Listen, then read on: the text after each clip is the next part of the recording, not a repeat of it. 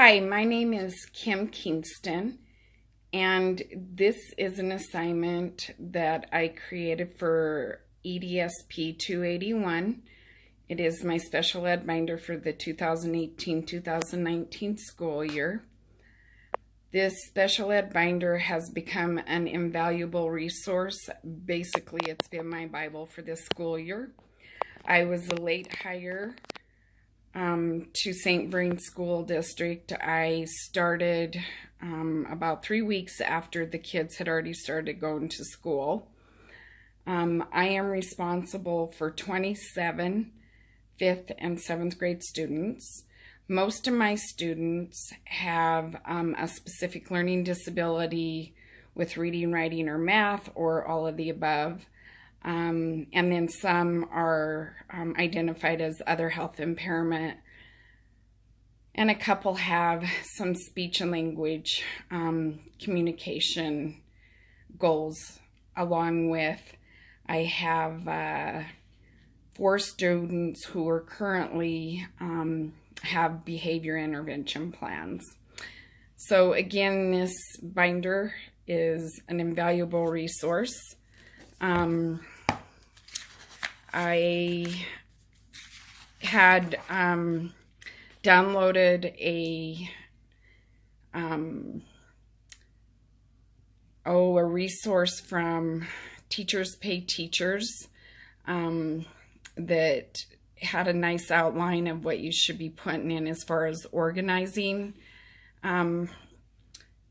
yourself as a special education teacher. Within it, I've used other resources from the state of Montana, Colorado Department of Education, Georgia Department of Education, Minnesota Department of Education, and various other resources out there on the internet. This is my table of contents.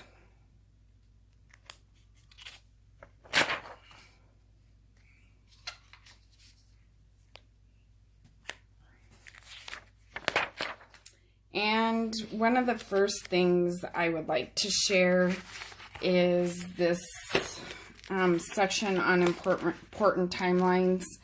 I think this is a resource that I go to probably several times during the week when I'm checking my IEPs, just to make sure we're in compliance on all of mine, on my caseload. The other part that I've put in here is an example of a script, which is really nice, having never taught special ed, always have been a classroom teacher and or administrator. So having a script just to kind of guide the process for me. I've come back to this before every IEP. Another part that I come to quite often is the checklist for prior written notices. Those can be confusing sometimes as far as when you're required to send a notice, including the embedded PWN. The other section I use is for each IEP meeting, I create an IEP agenda, and I've used this as my framework to do that. And then, of course, another important part of the IEP is the least restrictive environment.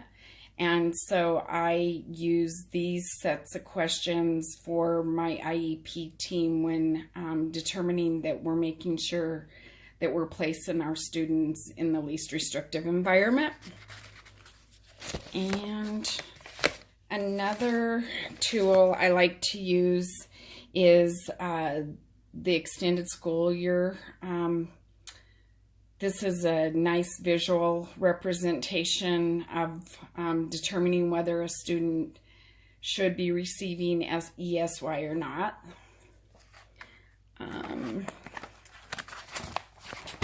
I've also benefited from this section on transfers from within state.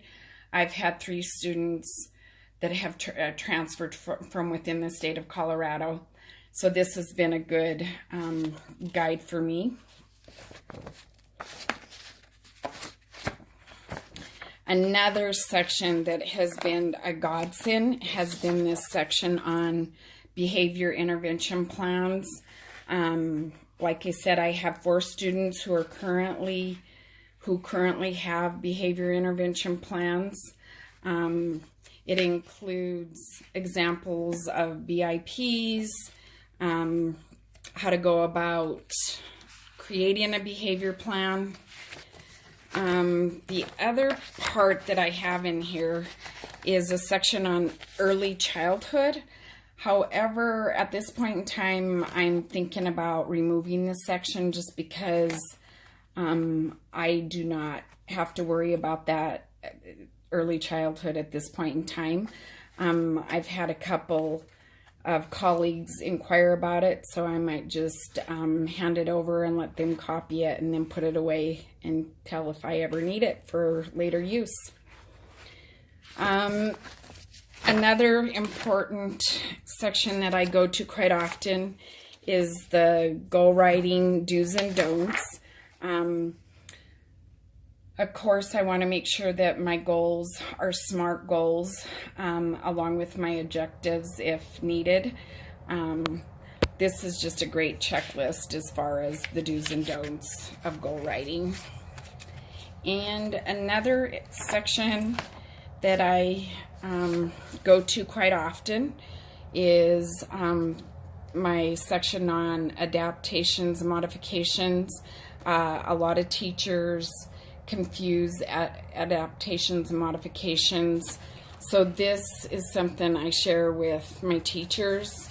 Basically what I'm doing right now as a way to communicate to my classroom teachers, I currently work with 6 classroom teachers, and so what I do on a weekly basis is send them out just a little tidbit of information, and it usually has something to do with accommodations and modifications, and so each week they get a new one. So it just, because that's one of the biggest questions I get all the time is, how do I modify this, or how do I accommodate this student? Even though it's put in their IEP, they don't generally know how to go about doing that. So this has been a great resource. My behavior sheets, which I was part of the Teachers Pay Teachers resource that I downloaded, contains a bunch of different behavior frequency counting, ABC observation form, a couple different formats. There's a weekly scatter plot. The one I use quite a bit is the duration recording or the frequency data sheet. They have been very, very valuable resources, and they're easy too for my classroom teachers to use. So they've been a great little resource. And then this other resource that I found, writing behavior intervention plans, has been extremely beneficial. This has been a wonderful resource. It was created by Laura A. Rifle, PhD, and her website is right there, www.behaviordoctor.org. Some other things contained are course calendars and We can't live without our calendars. I have to make lists on my calendars.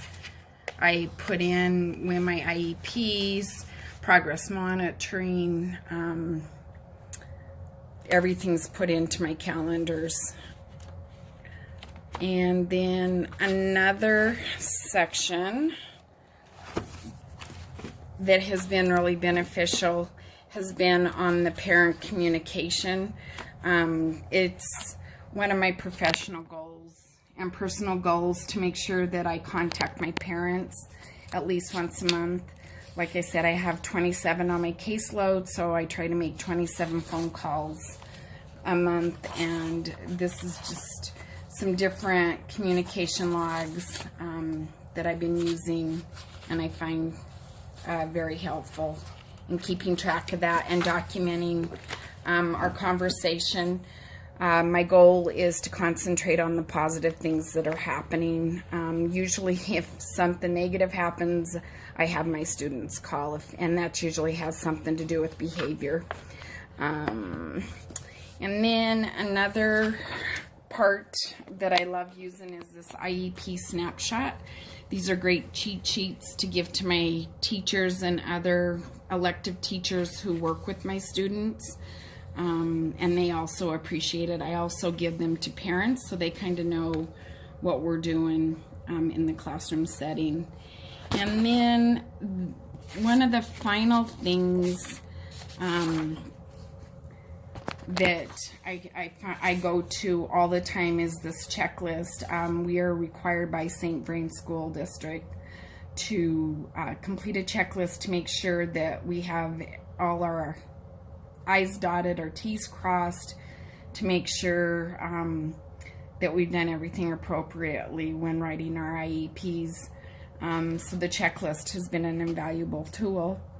I also have key terms, acronyms that are used in IEPs. So this binder, like I said, is a godsend. I think it's a must-have for any special education teacher. Being in education for the past 18 years, I've always been a binder queen. So this is just one more great resource to add to my resources. Thank you.